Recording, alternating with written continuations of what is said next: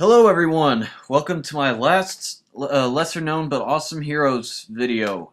Today we'll actually be looking at a very unique character that belongs to neither Marvel or DC, and that character that I'm talking about is in fact Gary Hampton, the Astounding Wolfman, created by writer Robert Kirkman and artist Jason Howard. Gary Hampton first appeared in the 2007 Image Comics series The Astounding Wolfman, and his origin is this.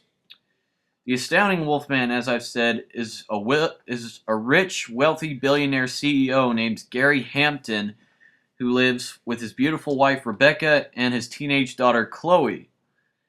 One day, while Gary and his family are on a vacation, Gary's attacked by a wolf, who his daughter and wife actually think is a bear. Gary is put into a coma for about a month, and he wakes up from the coma seemingly alright. However, during the night after he wakes up, he transforms into a werewolf and he goes on a killing rampage.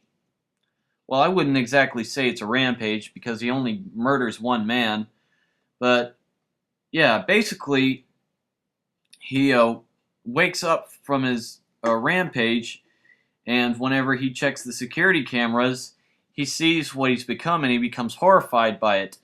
But, conveniently, Gary is treated by an ancient and powerful vampire named Zechariah, who offers to help Gary control his powers and his transformation, and he basically serves as Gary's mentor character during the entirety of the run.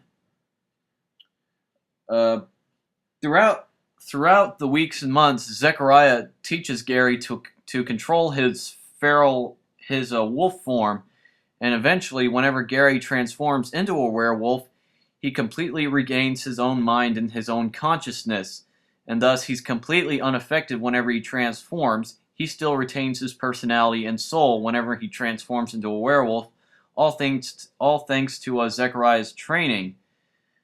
And then, when that happens, Gary figures out that he's incredibly agile and strong, and on top of that, he doesn't even need to sleep while he's in human form, because whenever he transforms into his wolf form, he absorbs all amounts of lunar energy, which gives him his strength in both his wolf and human form. So when this happens, Gary decides to become a superhero. And then he decides to help out a group of other superheroes in his home city, try to help kill a bunch of big monsters and defeat a bunch of supervillains. And thus, he becomes known throughout the media as the Astounding Wolfman. Gary becomes very happy and content with his newfound status as a superhero, and one night, when he tries to have sex with his wife, Rebecca, he accidentally transforms into a werewolf, but this time he has no control over it, and he becomes a feral creature once again, and he goes out and he kills one of the superheroes that he worked with before. And when this happens, Gary actually lives for a little while inside of the base that he funded to help build to serve as his headquarters during his tenure as the Astounding Wolfman during his superhero career. And when he becomes depressed, and then when Zechariah shows up, he explains to Gary that pretty much the first night of every full moon, Gary will actually transform into a werewolf, but he won't have any control over his actions or anything he does. He becomes an animal and a monster again, but this only happens on the first night of every full moon. And so he would need to be contained in order not to hurt anybody, including his own family. Gary decides to live with this curse, and then eventually he learns more from Zechariah, and then, strangely enough, he meets another group of werewolves that call him the name Elder Brood. And that gives a little foreshadowing into the future of Gary's fate in this comic book series. But then eventually, whenever Gary's other work companions figure out that he is the astounding Wolfman, this ends up having huge ramifications as everybody pretty much decides to quit working for him. His butler decides to quit because he won't be getting any more money, and he and his family are evicted from their house and they're forced to live inside of the base that Gary built. However, this is when he decides to reveal to his own daughter that he is a werewolf. Not a feral, savage werewolf like she sees in movies and television and whatnot, but an actual good and kind werewolf. That's pretty much Gary Hampton's origins. Later on in the comic book series, we actually learn more about just what type of werewolf Gary really is. I actually made a mistake in the first part by saying that Gary's butler actually quits. No, it turns out that Dunford, who is Gary's family's butler, moves into the base alongside with his daughter and wife. But Gary, alongside Zechariah, actually meet up with this group of elder werewolves who call him Elder Brood. And it turns out that Zechariah actually once worked with these werewolves and helped them fight against other werewolves, but Zechariah betrayed them on accident with his bloodlust, and he accidentally killed a young female werewolf, and that ended up making them hate Zechariah. And it turns out that Zechariah tells Gary that that the only reason why he trained Gary to be the way that he was so that Gary could basically serve as a bodyguard for Zechariah against all these elder werewolves. And not only that, but the werewolf who bit Gary was also an elder werewolf.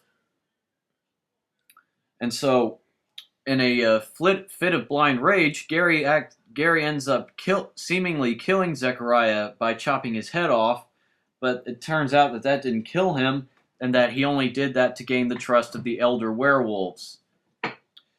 Since Gary still trusted Zechariah, Zechariah actually thanks him for faking his death and for gaining the trust of these elder werewolves. And on top of that, Gary's family life ends up getting just as hard because it's really starting to affect his wife and his daughter mentally whenever the first night of every full moon they have to basically lock him up in a cage so that he doesn't hurt anybody. And on top of that, Gary's daughter Chloe ends up being harassed at school by all the other kids who basically make fun of her for being homeless. Pretty much later on, after this little event, Gary's life completely turns to crap, as he ends up being caught in the crossfire between a group of superheroes called the Actioneers and a group of supervillains called the Auctioneers. Gary ends up accidentally killing one of the villains. However, the leader of the Actioneers, who Gary had killed on accident during one of his animal transformations, is revealed to have come back to life as a vampire. And it turns out that Sergeant Superior, the leader of the Actioneers, was actually brought back to life as a vampire by Zek, the vampire who mentors Gary. And so when Gary learns of this, he decides that he never wants to have anything to do with Zek again. Later on, after this, when Gary returns home, his wife tells him that the lawyers who evicted him have finally managed to allow Gary's family to move back into their old house. However, since Gary's wife Rebecca can't really take the stress of having a husband who's a werewolf, she tells Gary that she doesn't want to be with him for a while. And so Gary is really depressed and angered by this. And then later on, Zek comes to Gary's house to try to talk to Gary's wife to convince Gary to trust him again. And since Rebecca is completely bashful of Gary's activities and what he does, she tries to get Zek to leave, and so Zek gets really pissed off at Rebecca's attitude, and so he accidentally kills her, and then when his vampire bloodlust acts up again, he starts feeding on her corpse. And then Gary shows up, he transforms, and then Zek leaves right in the nick of time, leaving Gary covered in blood in his werewolf form, sitting over Rebecca's body. And then when Gary's daughter Chloe comes in, she sees her father as a werewolf covered in blood holding her mother's body, and she's devastated by this. So then she decides that she will do whatever it takes to pretty much kill her own father. And on top of that, Sergeant Superior, the leader of the superheroes who came back as a vampire because of Zek, turned out he killed all of the all the rest of the members of his team, and he resurrected them as vampires. So pretty much, Gary's life has pretty much been ruined by Zek. And so even though Zek is very much regretful of what he did to Gary's wife, he realizes that there's no turning back now, and he realizes that he's just going to have to fight against Gary because he knows Gary is going to want to kill him for revenge. And on top of that, Gary's daughter Chloe turns up at Zek's doorstep so that she can learn from him how to kill her father. So on top of being on the run from a group of renegade vampires and his own daughter led by Zek, and being hunted by the authorities who believe that he killed his own wife when it was actually Zek, Gary is pretty much on the run from everybody. And so he turns to the very same elder brood werewolf who turned him into a werewolf in order to train and become strong enough to kill Zek and all of his other vampire followers. And he trains for a few weeks with this elder brood werewolf, and then he becomes an even more powerful werewolf than he already was. In the last parts of the comic series, Gary actually goes to his wife's grave in order to mourn her loss, but he ends up being captured by a group of superheroes, and he ends up being imprisoned alongside many of the supervillains that he helped several different superheroes capture. But Zek, along with all of his disciple vampires and a whole bunch of other superhero groups, are led by Zek on an assault on the prison where Gary is held. And so they're pretty much led by Zek to go and kill Gary. Long story short, the vampires and the superheroes end up creating total chaos and carnage at the prison. Gary and Zek finally end up in a large, epic, mano-a-mano, one-on-one fight where Gary ends up murdering Zek. Gary's reunited with his daughter, who tries to kill him at first, but then she pretty much has an emotional breakdown, and she forgives Gary whenever he tells her the truth of how her mother really died. And that's really where the Astounding Wolfman series ends. Well, that's as much research as I can get on the character. But yeah, overall, the Astounding Wolfman is a very neat character. And it's not very often that we see a superhero who is a monster, such as a werewolf or a vampire. That's what makes this series and this character so unique. Well, that's the last of my lesser known but awesome heroes videos. I hope you guys enjoyed it. And I also hope you enjoyed Steve's lesser known but neat Supervillains Explored videos. Have a good day.